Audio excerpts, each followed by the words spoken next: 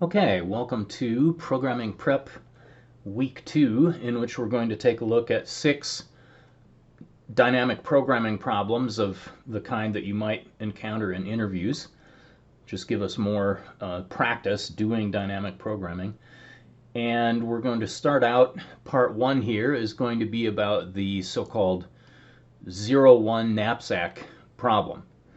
It's called the 0-1 knapsack problem because in your knapsack you can include either 0 of a particular item or 1 of a particular item. You're not allowed in this setup of the problem to use partial items.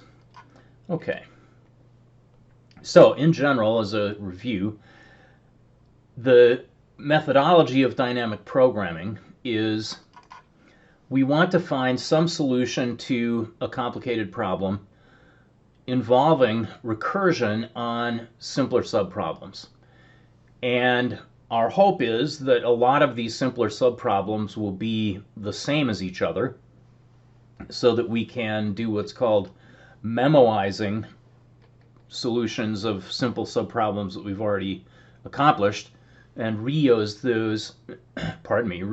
those later to reduce what is probably an exponential problem, if we do it in a brute force recursive way, down to a polynomial problem. Okay, so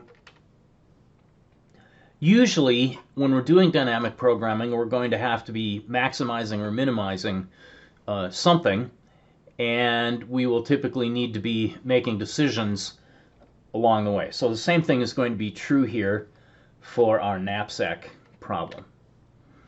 All right, so let us imagine that we are going to go on a day hike down at Ohiopyle State Park, let's say, walk along the rail-to-trail thing they have down there and look at the Yakagani River. So we have a knapsack in which we're going to carry stuff that we need for our hike, and in there we can put items which are discrete items. Okay, so we don't have any partial items. For each one of these types of items, you can either include it or not include it. So if one of the possible items that we have is a flashlight, we're going to have to either include one of the flashlight or none of the flashlight. We can't do things like splitting our flashlight into pieces. Some of these items are not very heavy. Some of these items are quite heavy. Like a Coleman gas stove probably weighs about 20-25 pounds or so. You probably wouldn't want to carry that on a day hike. And for the formulation of this problem, we're going to assume that the weights of all these items can be specified as discrete weight units. All right, so we're not going to measure these things in pounds and ounces and fractions of ounces. We're going to just assign some integer value to represent the weight of each one of these items. And we're using an integer value so that we can build an array using those integer values as subscripts into the array. So right away this is a little bit artificial. But let's suppose that the sandwich that we might or might not the sandwich that we might or might not take on our hike is 1 unit of weight, and a bottle of water is 2 units of weight, and the flashlight perhaps is 3 units of weight. Our 22-pound Coleman stove, well, I think this is an overestimate, 88. I think I changed this somewhere along the way, but let's say it's 44 weight units if each weight unit is half a pound. In addition to having some weight that you have to carry, each item also has some value or some utility or benefit to you during your hike. Okay, so we're not going to be carrying this stuff around just for the heck of it. We want to carry a sandwich and a water bottle and a flashlight because they have some value to us.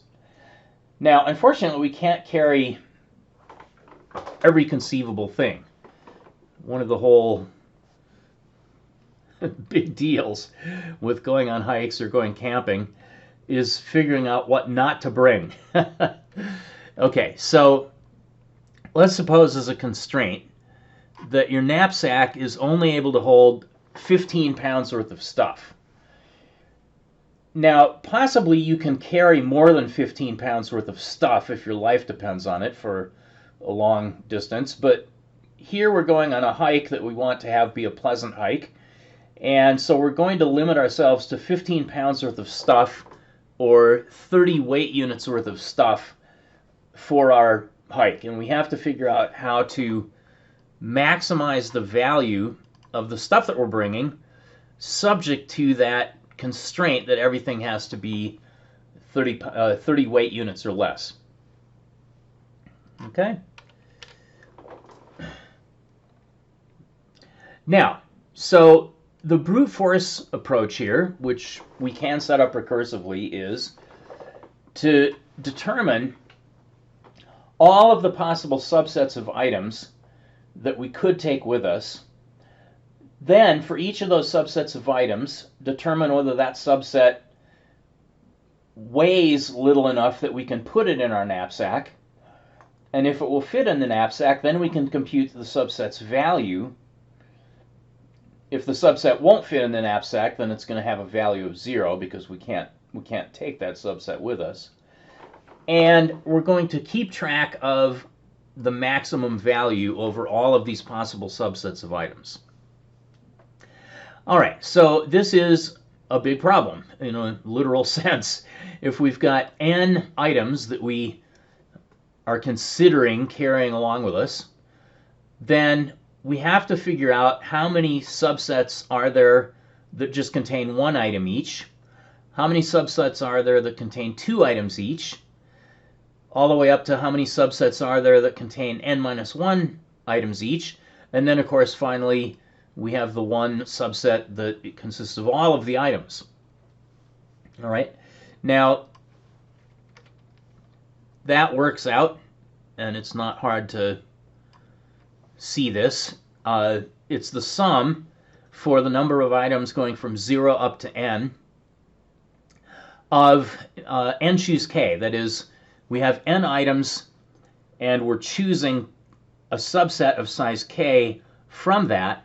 N choose k is the number of possible combinations, the number of possible subsets that we can choose of a given size k, and that gives us this sum here, which you will almost certainly recognize. Another way that we can approach this problem to figure out how many subsets there are is to just realize, well, rather than actually computing each one of these possible subsets, let's just figure out how many there are. For each item, we can either include it or not include it. That is, we have a yes or no decision for each item. That means we have a yes or no decision for n items, which means that we have 2 to the n decisions that we can make, and so that is another way of computing the number of possible sets of items that we can take. All right, and it turns out, sure enough, by the binomial theorem, that this sum of all of the possible combinations of the various different sizes of sets is, in fact, 2 to the n. Well, that's exponential in the number of items, and of course, the whole purpose of dynamic programming is to try to find a polynomial solution to a problem whose brute force specification is exponential. So let's do better than that. All right, so if W is the total maximum weight that we're allowed to carry, then we're simply going to label the items from 1 through n, and we're going to assign a value to each of those n items. We also are going to determine the weight that each item currently has. Okay, so for the flashlight, maybe the value is 3. It's hard to measure the value of items that you're carrying in a knapsack on a hike to rank those in terms of dollars, but let's just arbitrarily assign 3 as the value of a flashlight. and we might assign, 10 as the value of a bottle of water. It's 3 times as important to us as a flashlight. And of course, each one of these things has a weights. Now, the order of these items, it turns out, isn't relevant at all. Now, if you watch or read various other presentations of this knapsack problem, a lot of people insist that you need to sort these items first, but that's not, it's not technically correct, and it's actually a bad idea, because sorting, as we know, is not free. Sorting the items is probably going to involve using an algorithm like quicksort or yes, what's the other one? Merge sort. I knew it started with an M. Okay, so it's probably going to involve doing something like a quicksort or a merge sort, and we know that both of those are order n log n algorithms, and we're actually hoping to do better than an n log n algorithm. We're hoping that we can find something that just is of order n rather than n log n. So you actually want to avoid sorting the items if you can, and in fact you don't need to do any sorting for this knapsack problem. Okay, now we're going to determine for each item whether we're going to put item sub I into our knapsack or not. And what we're intending to do is to maximize the value of all of the items that will fit into our knapsack. But to break this down to consider a single item at a time, let's just start with item 1 and say, okay, what we're really trying to do here is to compute the maximum of the maximum value if we do include item 1 in our knapsack, or the maximum value if we exclude item 1 from our knapsack. Okay, so that reduces the entire problem to just making a decision about item 1, and then recursively making that same kind of decision about each of the other items in turn. Now, we can be a little more specific about this maximum value if we include versus maximum value if we exclude. Let's suppose that we include item 1. Then the value of including item 1 is going to be the value of item 1 itself plus the maximum value of all of the remaining items in a reduced available size. Okay, the available size, the maximum amount of weight that we can carry is some number W. And so if we do include item 1, item 1's value is going to be the value of item sub 1. And the remaining available weight that we have for other items is going to be the total weight that we can carry minus the weight of item 1. All right, so if including item 1 and then doing this recursive handling of all of the other items, if that produces a larger value than not including item 1 and instead considering all of the other items fitting in the total W, then we know that we should include item 1. But if that value is lower than this maximum, we should exclude item 1.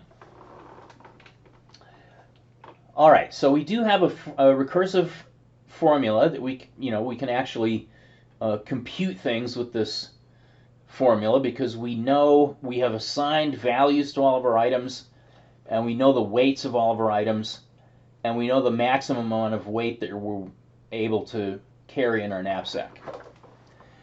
This suggests that maybe we can get away with using a two-dimensional array in which we keep track of the maximum values as the rows, where we include just item 1, or where we include item 1 and possibly item 2, or where we include possibly item 1 and or 2 and or 3, and so on.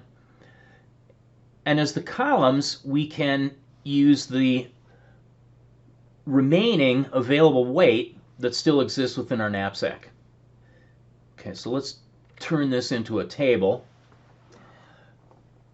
All right, so the columns are indexed with the remaining available weight that we have in the knapsack. And just because I can't draw a table with 31 columns in it, instead of a 15-pound knapsack with 30 weight units, we're just going to assume that we have 10 units of weight to illustrate what's going on here. So if we don't include any items at all, then the amount of weight is 0. Actually, I'm sorry, I said that upside down. Let me say that again. It may be after we include a certain number of items that we have 0 remaining weight available. Or it may be after we include a certain number of items that we have 1 remaining unit of weight available. And so forth. We might have 2 available units of weight remaining, or 3. And the most units of available weight that we would possibly have remaining is 10. That's the most amount of weight that we're able to put into our knapsack.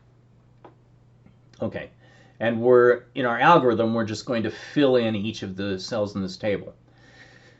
Now, if we decide to include item 1, again, let me rewind and say this in a different way. We're going to consider whether we should include item 1. And we're going to consider whether we can include item 1 and should include item 1 if we have no available weight remaining in our knapsack. Well, of course, if we have no remaining available weight in our knapsack, we can't include any items. So the value of not being able to include item 1 in a knapsack that can hold 0 weight, that's going to have a value of 0. So it turns out, in fact, that this entire first column is going to end up being zeros. If we have 1 unit of weight left, we can fill in a value here. Or if we can fit item 1 in our 1 unit of weight, we'll fill in a value here. But actually, to illustrate, on the left side here, we're specifying the weights and values of 5 items that we might be considering for inclusion. And it turns out that this first item, item number 1, weighs 3 units. So we're not going to be able to record any value if we only have 0 or 1 or 2 units of weight unused in our knapsack. It's only when we get to having 3 unused units of weight that we'll be able to fill in a value of 9 here. All right, now as we go through these rows, we're not considering the items independently of each other. We're considering the items as an increasing possible set of items. So for row 1, we're only considering, for each possible remaining weight that we have in our knapsack, whether item 1 should or should not be included in our knapsack. When we get to row 2, we have another item to consider. This is item sub 2, or item number 2, which has its own weight and value. But we're not ignoring item 1. So in row 2, we're considering what the maximum value is that we can obtain by using items from the set including 1 and 2. All right, so the subsets might be the empty set, or the set just containing item 1, or the set containing just item 2, or the set containing items 1 and 2. It sounds there like we're having this exponential explosion happening, But it turns out that we avoid that by being clever in filling out this table. And then similarly, when we get to the third row, what we're actually considering there is all of the combinations of items 1 and or 2 and or 3. All right, so let's walk through this. And by the way, each cell in this table is going to be the maximum achievable value that we can have for a given amount of available weight and a given subset of items. So we're going to start by just examining item 1, and by looking at the maximum value that we can get from item 1 given each of these possible available weights that we have in our knapsack. Now, if the available weight that we have in our knapsack is 0, then we can't include item 1 at all, and so the maximum value that we can have by using just, well, by excluding, I should say, by considering item 1. All right, so the maximum value that we can obtain by considering item 1, and in this case rejecting it, is 0 value.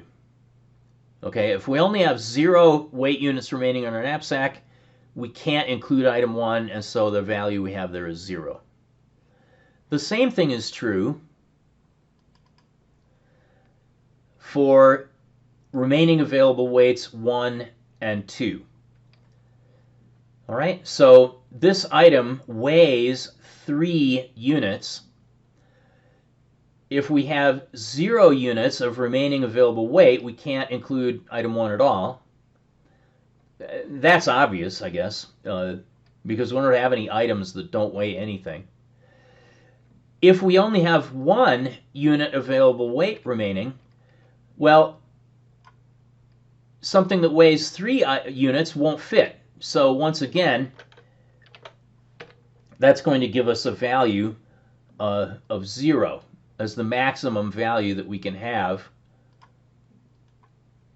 for that, for considering just item 1 if we only have 1 weight unit available.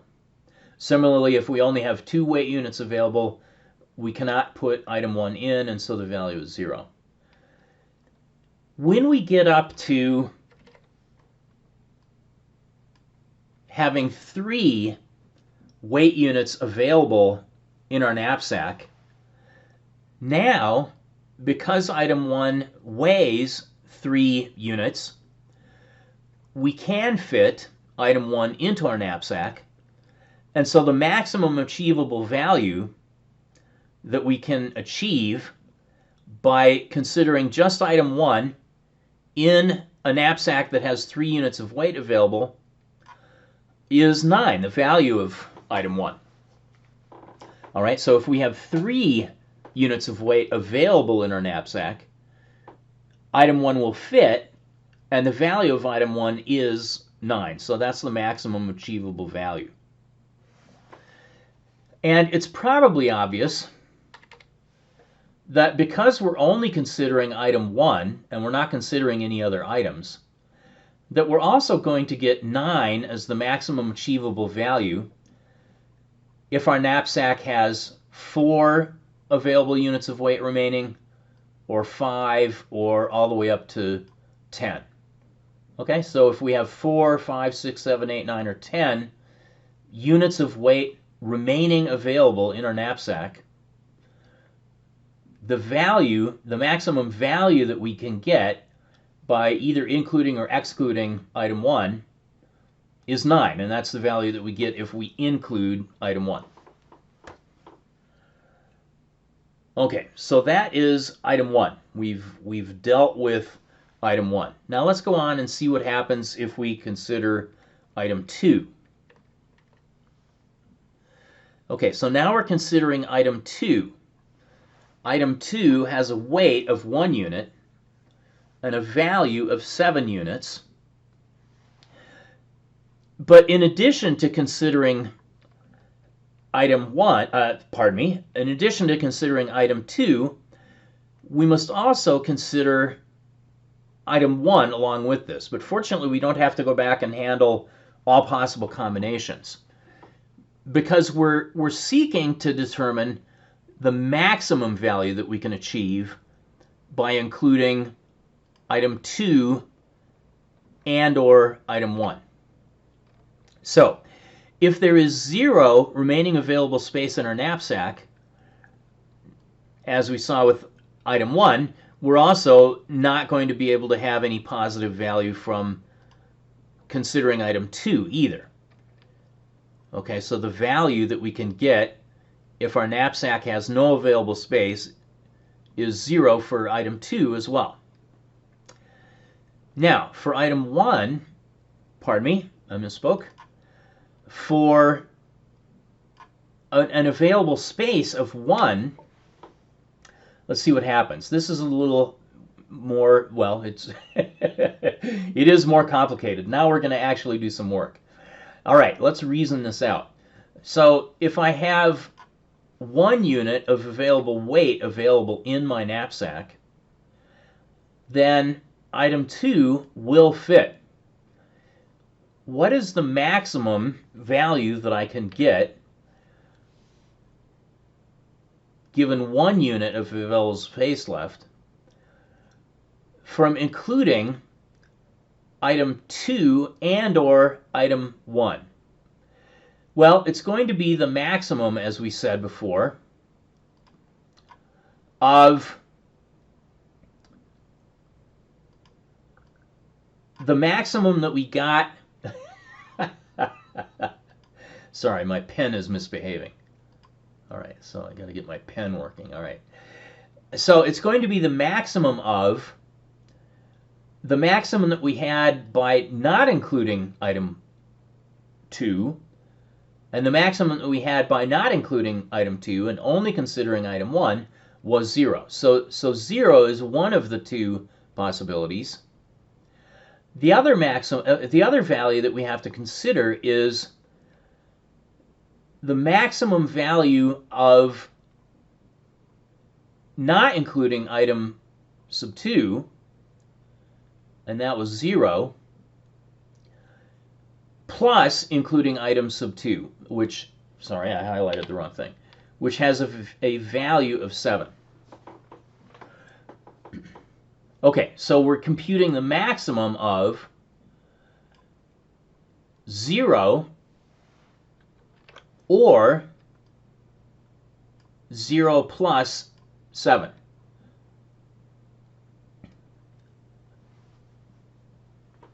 All right, let me be clear why this is. Because this item weighs 1 unit.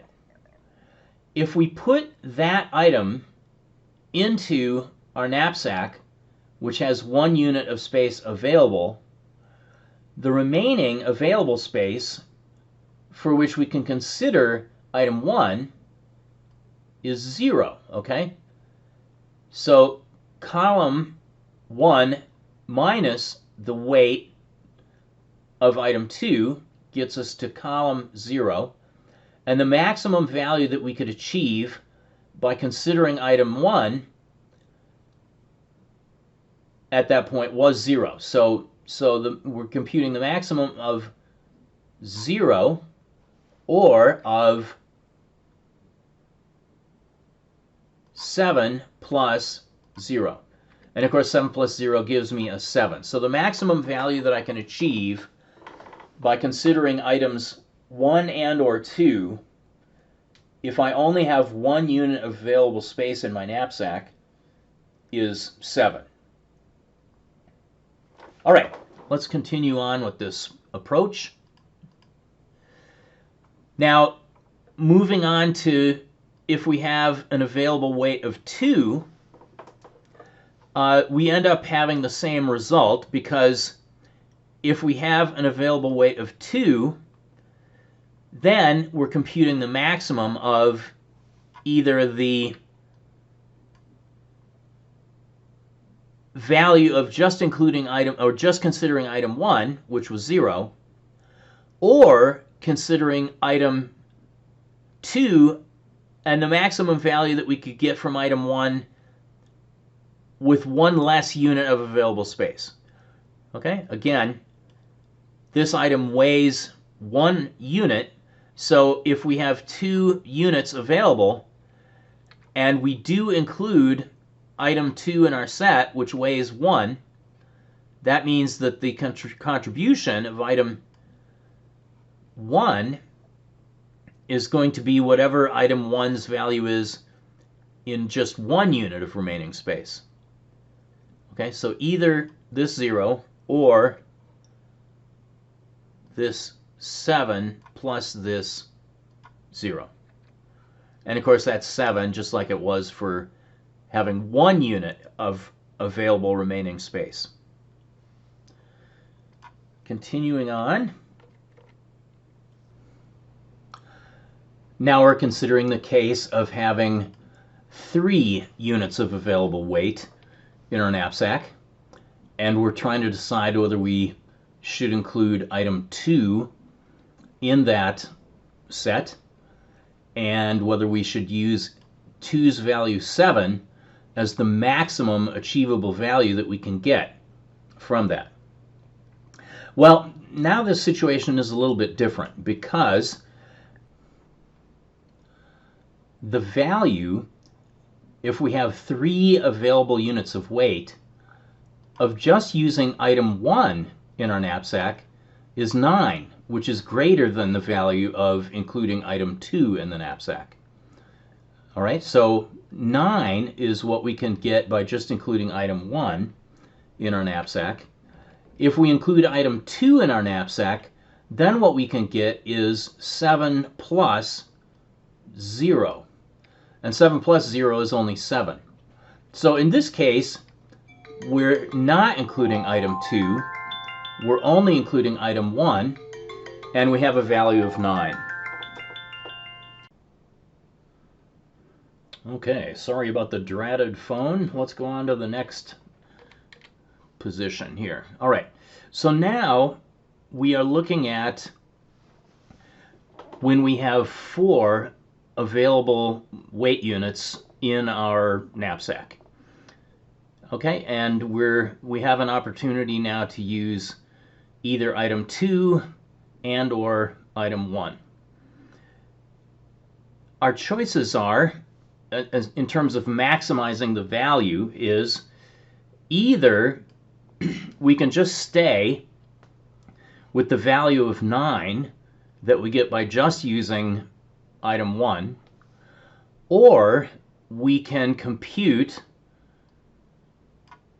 the value of using item 2, which is 7, plus the value of using item 1, which is 9. Okay, so in this case, when we have 4 units of weight available for use in our knapsack, that's going to be enough space for both item 2 as well as item 1, and the value of those 2 items combined is 16 rather than just 9.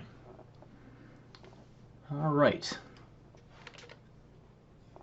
And at this point, now that we've used both item 1 and item 2 to give us a value of 16, starting from the place where we have 4 units of available space in our knapsack, that value of 16 is going to continue up through if we have an entirely empty knapsack that is able to contain 10 items of weight.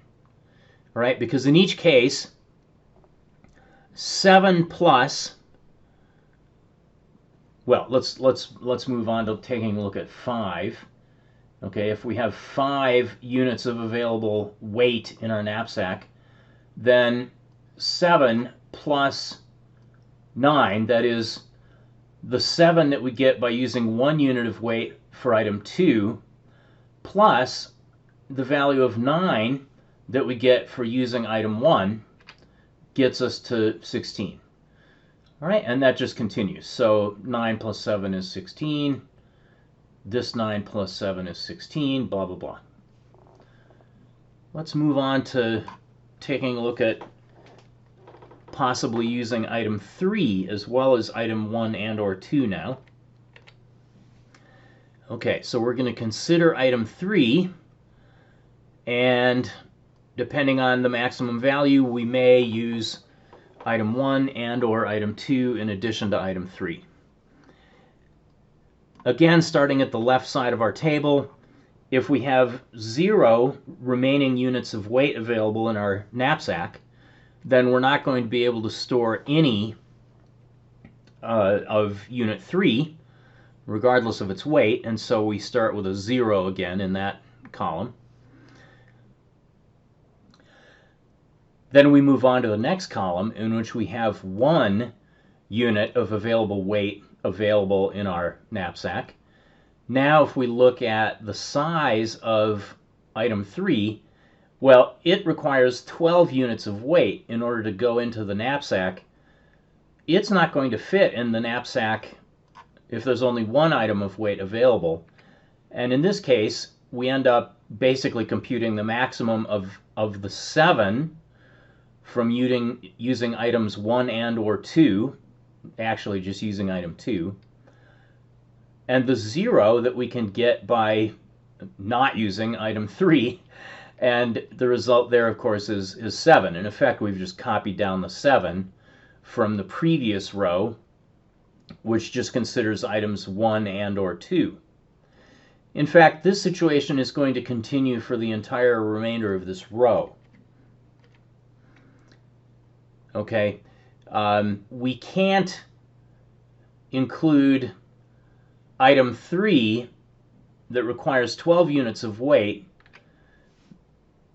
in our knapsack, regardless of what amount of storage we have available, because we only have a knapsack that will fit up to 10 units of weight. So we just fill in all the remaining items in that row with the values in the row above. Now, in this situation where you see a row whose maximum value entries are identical to the row above, that means that that item can't be used. And in this case, we clearly understand why. It can't be used because it's got a weight of 12, and our knapsack can only hold up to a weight of 10. So let's move on now to item 4. Okay, here we're up to item 4, whose weight is 5 and whose value is 3. If there is 0 remaining space in our knapsack, of course, we're going to get a 0 as the maximum value that we can have in the knapsack in that case. And now if we move on to having 1 unit of available space in our knapsack, we'll see that we still can't add item 4 that has this weight of 5, and consequently the maximum value that we can have considering items 1, 2, 3, and 4 is the same as what we can get just considering items 1, 2, and or 3. So we copy the 7 down in that case as well. That's going to follow through for the next 3 columns as well. All right, so if we have 2, 3, or 4 available units of weight left in our knapsack, we're still not going to be able to include item 4. So our maximum values are going to be the same as the maximum values just up through considering items 1 and or 2 and or 3. And so those 3 values, 7, 9, and 16, get copied down. We finally arrive at an interesting change when we get to column 5. That is, now we have 5 units of available storage in our knapsack, and we can use item 4 if we wish. Okay, now item 4 has a weight of 5, so it will fit into that available space of 5. But if we use item 4, there isn't any more remaining space. So the increment that we can get by also considering items 1 and or 2 and or 3 is this 0 over here from the 0 remaining available space. All right? So in other words, the maximum we can get here, if there are 5 units of available space in our knapsack, is going to be either the 16 that we already had by just considering items 1, 2, and 3, or 5 plus 0. Pardon me, 5 is the weight. 3 plus 0. So 3 is the value of item 4. And if we consider 3 plus 0, of course that's only 3.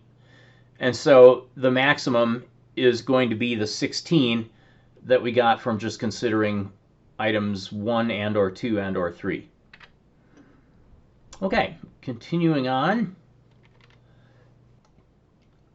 I hope that the pattern we've been following has become fairly clear, but let's formalize this with some notation that you could actually turn into code.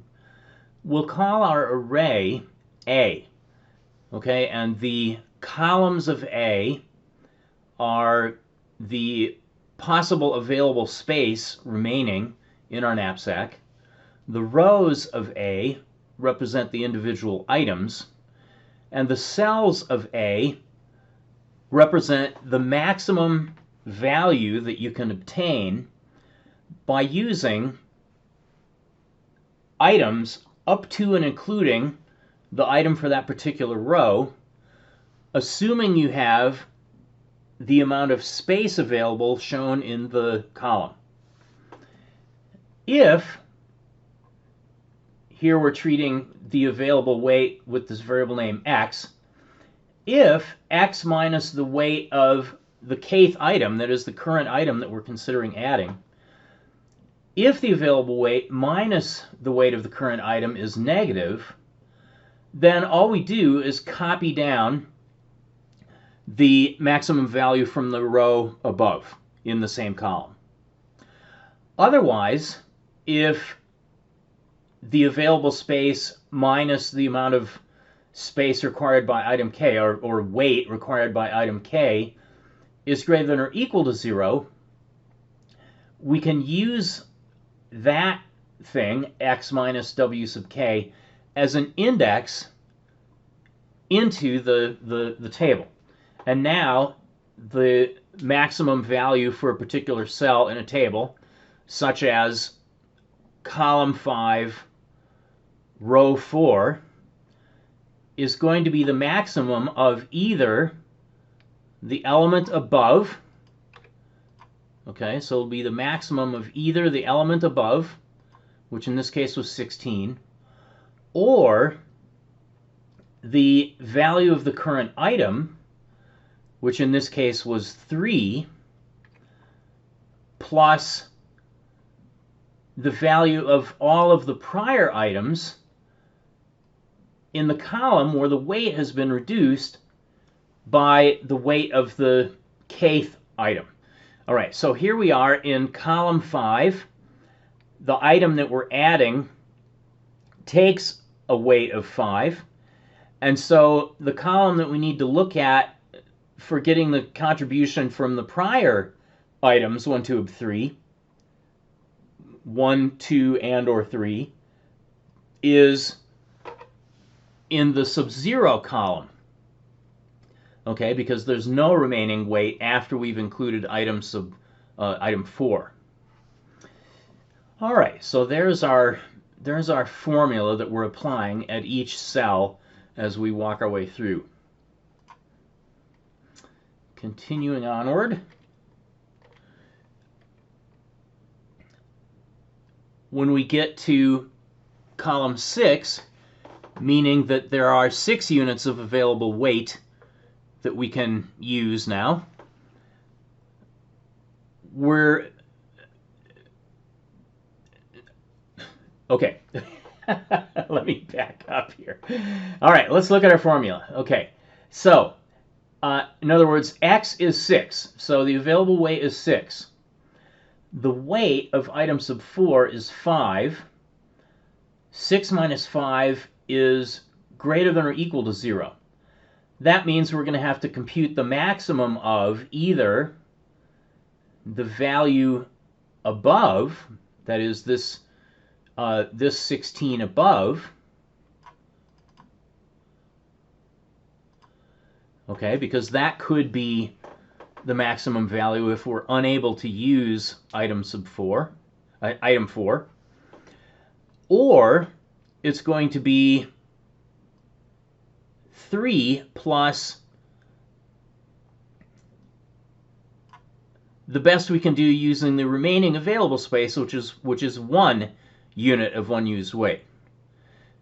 Okay, so in other words, we're going to compute the maximum of 16, which is the value that we can get if we have 6 units of available space, just considering items 1 and or 2 and or 3, or 3 plus 7 is 10 if we do include item 4 and also accept the contribution from items 1 and or 2 and or 3. Well, once again, the maximum of 16 plus 10 in this case is 16, so we still end up with a 16. And if we move on to column 7, we see exactly the same situation. We end up with 16 in that column as well.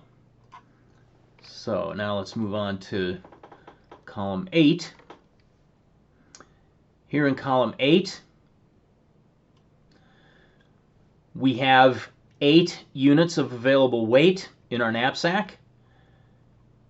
So we're going to compute the maximum of either the 16 that we can get by just considering items 1, 2, and or 3, or we're going to compute the value of item 4, which is 3, plus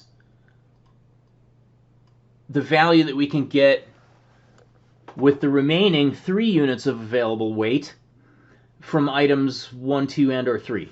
So now we've got 3 plus 9, which is 12. 16, the max of 16 and 12 is still 16. So we're you know, as we move further to the right with our columns and we get more and more and more available space in our columns, the benefit of using item 4 plus the contributions of items 1, 2, and 3 is increasing, but still hasn't caught up with the 16 that we can get by just using items 1, 2, and 3 by themselves. All right. Now, if we look in column 9, finally, we get to a situation where we can get above 16. Okay, so if we have 9 units of available space in our knapsack, then when we compute k minus the weight of the current item, that's going to be 9 minus 5 is the weight of the current item, so that gives us 4.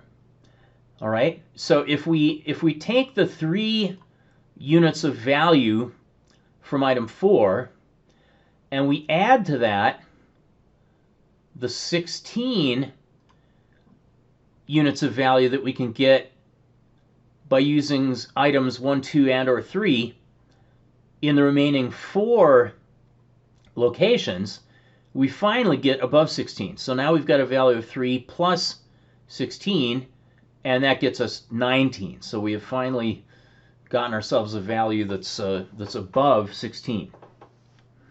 And then the same thing follows through for column 10. So if we have, or column sub 10, I should say. All right, so we can also achieve a maximum value of 19 for having 10 units of weight remaining in our knapsack and using some combination of item 4 and 3, 2, 1. All right, we're getting there. So we're almost there. Now we're just on to our next and final item. And without belaboring the point, here's our 0 that we get in the first column, the sub-0 column. Let me leave these equations up. And, whoops. Okay, so for an available weight of 1, the weight of item 5 is 2, so we still can't use item 5 yet. We just copy down the 7. For an available weight of 2, we can use item 2, we can use item 5, whose weight is 2, and the value of item 5 is 11. So 11 has item 5 has a small weight, a weight of 2, and a relatively high value of 11.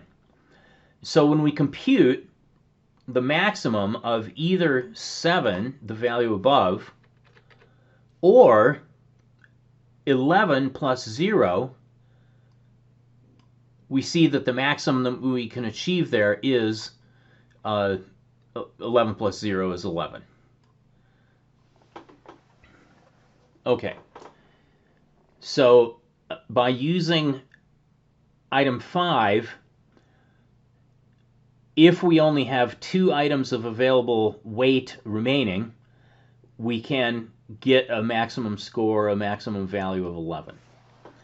Continuing on with this, if we have 3 units of available space, then we can get 11 from item 5 plus 7 from the previous items to give us a maximum value of 18, which is certainly greater than 9. The same thing is true if we have 4 available items of space. We also end up computing an 18. And when we get to 5 units of available space, we're comparing 16 to 9 plus 11. So in other words, we were comparing 16 to 20, and now 20 is our maximum available value. Okay. In the next column, column 6, we get to, well, 16 here is the value that we could get, the maximum value that we could get by just considering items 1 through 4, some combination of items 1 through 4. And if we then add item 5, we can either get the 16 or we can get 11 plus 16 from items 1 through 4. And that gets us up to 27. If you follow, if you grind your way through these computations here, you'll see that 27 continues on for the remainder of the table. Well, goodness me, that took quite a bit of doing. But we finally got this bloody table filled.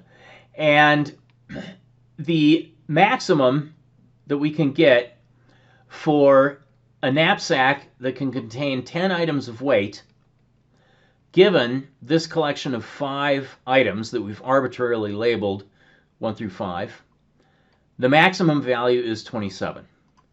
Okay, so the maximum value that we can get once we have wound our way through this algorithm, filling in all of the cells in this table, is a value of 27. Now, that tells us the maximum value that we could obtain, but it doesn't tell us directly which items were selected. There are various ways of figuring out what items were selected. One clever way, one interesting way, would be instead of just storing a numerical value in each one of these cells, you could store an object containing both the numerical value and the set of items that were used to create that value. And then as these values increase, the sets of items become the unions of the newly added item plus the previous collection of items. Okay, so that I will grant you is very hand wavy. It's kind of hand wavy on purpose, but I hope you can follow along with me and believe that that will work. Another way that we can do it, which is a little more brute force, but still effective, is we can just start from the lower left corner, which is the maximum achievable, and do a test to see whether that maximum achievable is greater than the value above it. Okay, since 27 that we get by using items 1 through 5 is greater than 19, which is the maximum that we can get for using items 1 through 4, that implies that in that final maximum, we must have used item 5, right? If we weren't able to use item 5, then the maximum value that we could achieve by using item 5 would have to be equal to the maximum value that we could achieve by using items 1 through 4. Okay, so because this value 27 is greater than the value in the previous row, that implies that we are using item 5. So the first step in our sort of brute force algorithm here is to start at the lower right, pardon me, start at the lower right corner and just look at the previous rows in that final column until you find the lowest indexed row that still has the same maximum value as is down in the lower right corner. All right, so in other words, if we saw 27, 27, 27 here, we would recognize that this uppermost 27, that must be the final item that we selected for our collection of items. In this case, the very last item does give us a maximum value that's greater than what we could get using the previous items. And so that means that we must have selected item 5. Now, moving on from there, we want to find the previous, how shall I say this? The next most previous.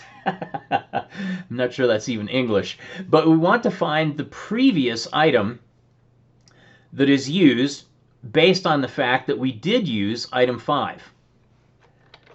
Okay, we did use item 5. Now, what item is the one that we used before we used item 5? Okay, so here, if we compare this value of 27 that we get for using items 1 through 5 to this value of 19, notice that we've already logically concluded that we must have used item 5.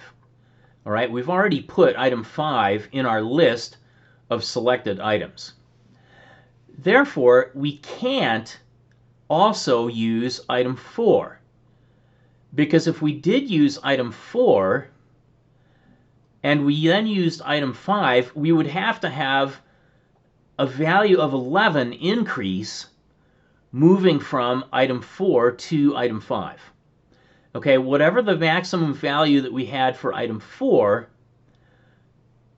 if we're also using item 5, that maximum value has to be 11 greater than for the previous item that we selected. Okay, so we can reason that we did not use item 4 because 19 is not 11 less than 27. Now, we may have used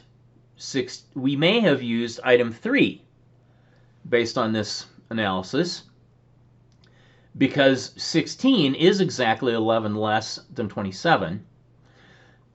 The problem here is the same as the original problem we talked about, which is that the value of all the items up to and including item sub 3 is no different from the value of the items up to and including item sub 2. All right, so from 27, which is our maximum value for all 5 items, we subtract 11 and we find the lowest row for which the value is 16, and that must also be another item that we have used. Okay, so we have used item 2 as well as item 5. And then continuing on with this same logic, notice that the value of item 2 is 7, so now we need to find the lowest row that has a value of 9, 16 minus 7. And that is item 1, so the last item that we must have selected is item 1. And in fact, now we can just add those up to see that this does give us 27. We get 9 plus 7 is 16 plus 11 is 27. And the sum of the weights, 3, 4, 5, 6, certainly fits comfortably within the maximum of 10 available units of weight that we have in our knapsack. Okay, so that is yet another way, in addition to using the idea of storing sets of items in the cells themselves. This is yet another way of determining which items you actually selected. Now, so we've run the knapsack algorithm. We have figured out what the maximum value is that we could possibly put into our knapsack. We have also figured out which particular items we selected in order to get that value, and we confirmed that that collection of items does have a low enough weight that it will fit.